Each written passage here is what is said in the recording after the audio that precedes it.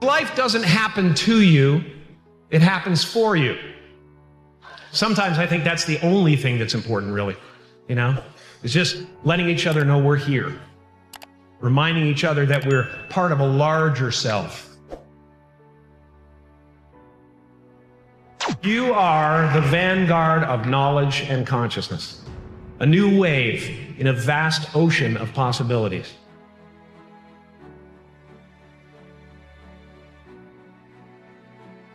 On the other side of that door, there's a world starving for new ideas, new leadership. I've been out there for 30 years. It can be rough out there, but that's okay.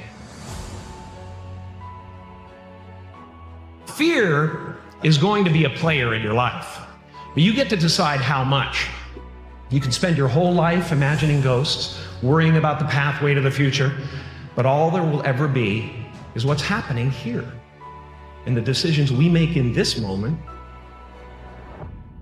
which are based in either love or fear.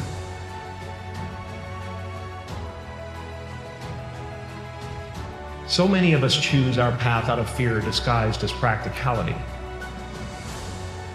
What we really want seems impossibly out of reach and ridiculous to expect, so we never dare to ask the universe for it. I'm saying, I'm the proof that you can ask the universe for it.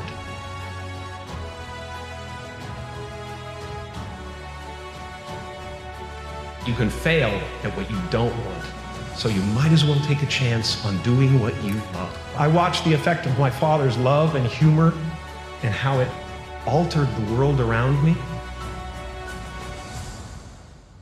And I thought, that's something to do. That's something worth my time.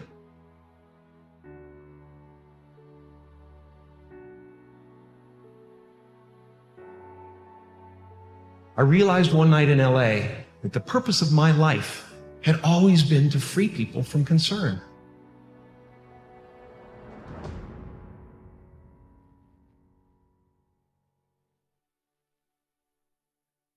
How will you serve the world? What do they need that your talent can provide? That's all you have to figure out. The effect you have on others is the most valuable currency there is. Don't let anything stand in the way of the light that shines through this form. Risk being seen in all of your glory. I've often said that I wished people could realize all their dreams and wealth and fame, and so that they could see that it's not where you're going to find your sense of completion.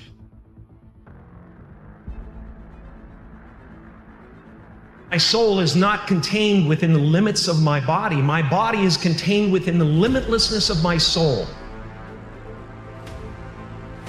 One unified field of nothing, dancing for no particular reason, except maybe to comfort and entertain itself.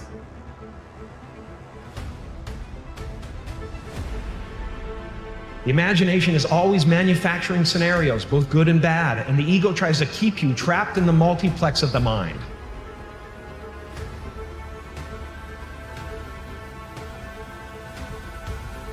Our eyes are not viewers, they're also projectors that are running a second story over the picture that we see in front of us all the time. Fear is writing that script, and the working title is, I'll Never Be Enough.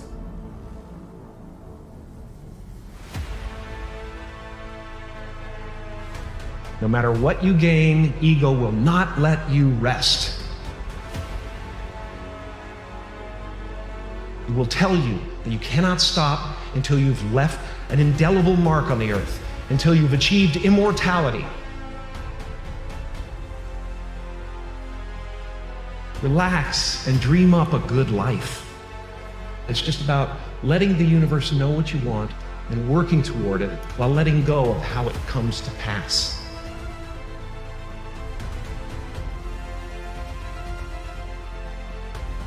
Your job is not to figure out how it's going to happen for you, but to open the door in your head.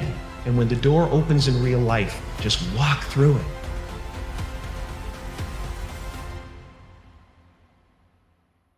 And don't worry if you miss your cue, because there's always doors opening. They keep opening. Take a chance on faith. Not religion, but faith. Not hope, but faith. I don't believe in hope. Hope is a beggar. Hope walks through the fire and faith leaps over it. You are ready and able to do beautiful things in this world. It's our intention. Our intention is everything. Nothing happens on this planet without it. Not one single thing has ever been accomplished without intention. I was a little kid, and I would sit there and I would try to figure out what it meant, what it was all about. Why are we here? What is this? And one day I read something from Buddha that said that all spirituality is about relieving suffering. There are generations growing up right now who are learning to lie, that lying is okay, that you're supposed to hate half the country. You've got to get back to a place where we realize that a vote is not who you are. What we're doing, why we're building these abstract scaffoldings of who we are. You know, I'm a Canadian American, and I'm this and I'm that, and I'm a Catholic and I'm that, and it's all abstract stuff. And when you drill down, there's no you left. I really cherish that, and we are all one thing. Freedom comes in there only being one you, and it includes the table and the computer and the ocean and the trees. You try to breathe without them, you know, and you can't. I was in my studio painting in New York one time. I took a walk for a couple of blocks and I found this wonderful little park where these guys were playing soccer. I watched these guys play soccer. I watched this guy chasing the ball. And I went, that's it. I was compelled by that guy who was so involved with getting the ball. All sports work, you know, all art works on the same level, and that is presence. Meisner, one of the tenets of his technique is that if you are actually interested in what you're doing, you'll be interesting to watch. And that's why we watch babies, because they discover things for the first time.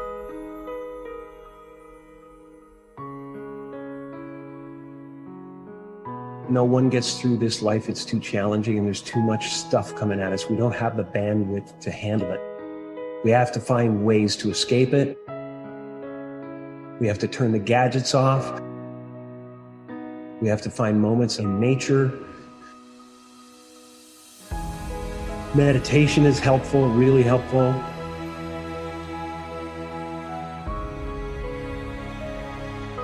Anything that doesn't work out, I always think of as this is the way it was supposed to be. That's the way it was supposed to happen, because there's something bigger down the road.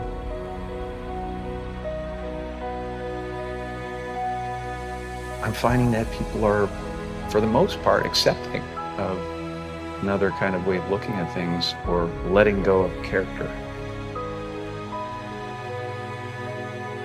I do believe in manifestation, the power of that kind of stuff, but I don't believe that any of it matters. You know, this mattering is, to me, a human construct, born out of a need, the same need as you have to have, you know, deities and things like that.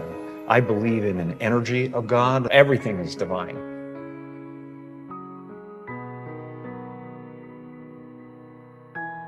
It's been a part of the evolution of ego, is to spend your first half of your life acquiring and adding, thinking you can add to yourself. And it looks great when you got a cool car and you got good, nice clothes and you've done something that people admire, but it can never fulfill you. You can never be happy. You know what I mean? It's not where happiness comes from.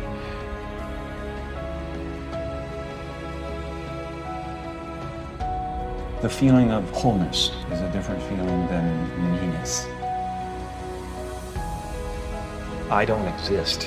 They're all characters that I played. I played the guy that was free from concern so that people who watched me would be free from concern.